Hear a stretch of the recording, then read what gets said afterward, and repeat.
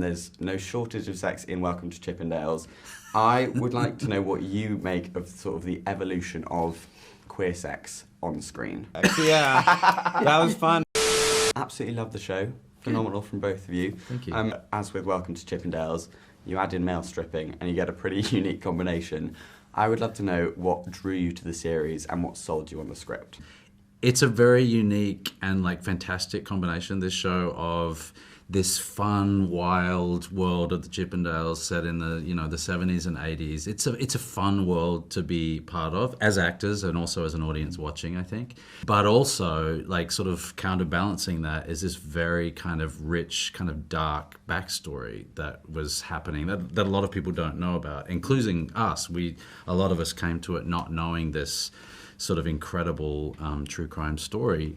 Yeah, I mean, it was all that, and also just the story itself is so wild. So much unbelievable stuff happens in it. And for me, I haven't gotten the opportunity to play a character like that who's does bad things. So that seemed thrilling. I can tell just in this interview you two get on in real life. What was it like playing two characters that fairly famously did not get on in the end?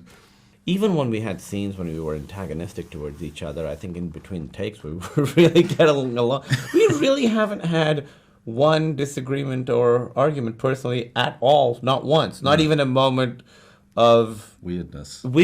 Yeah. Not at all. Except for now.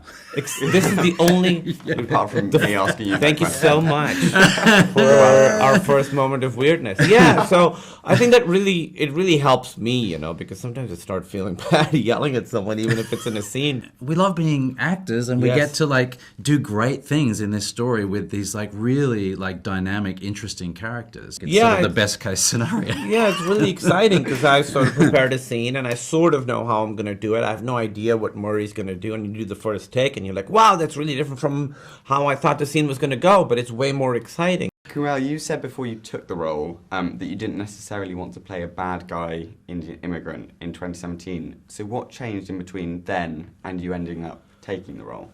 I think my sort of responsibility is just to play interesting characters. Beyond that, I think it would be foolish not to take on interesting characters just because they've done some bad things. I want to be able to play all kinds of people. I realize this is a really layered character, and I want to explore him. Everyone obviously knows about that White Lotus scene, and there's no shortage of sex in Welcome to Chippendales. I would like to know what you make of sort of the evolution of queer sex on screen and the representation of it. It could be a sex scene, but what I'm always interested in when I get to do any kind of sex scene is the intimacy, and how do these people connect, and I think we are seeing a real evolution of that in terms of those queer intimate scenes, that they are actually intimate.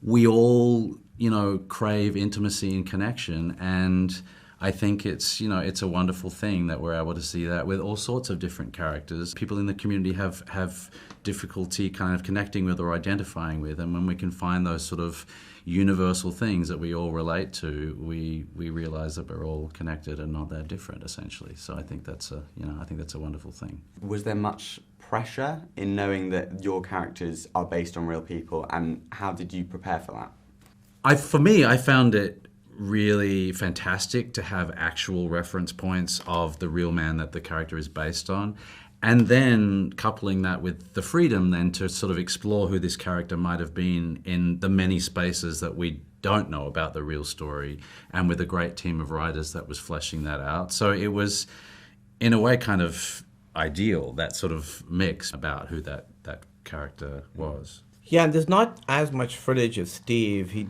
didn't like being on camera. I don't think he was very good at it.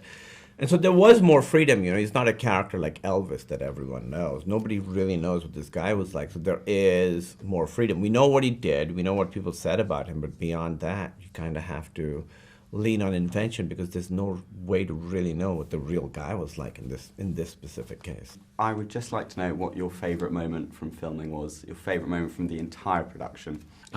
There's one scene where we're selling this new idea that we've come up with for a show at the Chippendales, which was just total joy and a lot of...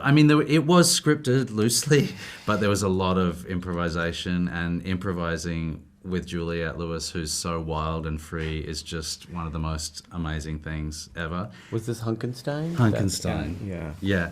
And we had some really beautiful improvised moments Yes, in that scene, right? that was really nice. And there's one, remember when I'm like signing and... You're like, how do I spell your name? Yeah. Yeah. And then you said something like... I said, you know how to spell my name. It's on all your paychecks. Yeah. That was fun. But then also the part when I come and you're talking to Brooke Shields and Calvin Klein. Right, right. I say, you know what you'd call me, and you go, I know what I'd call you. It's such a great moment. That was really fun. Yeah. Amazing. What a note to end on.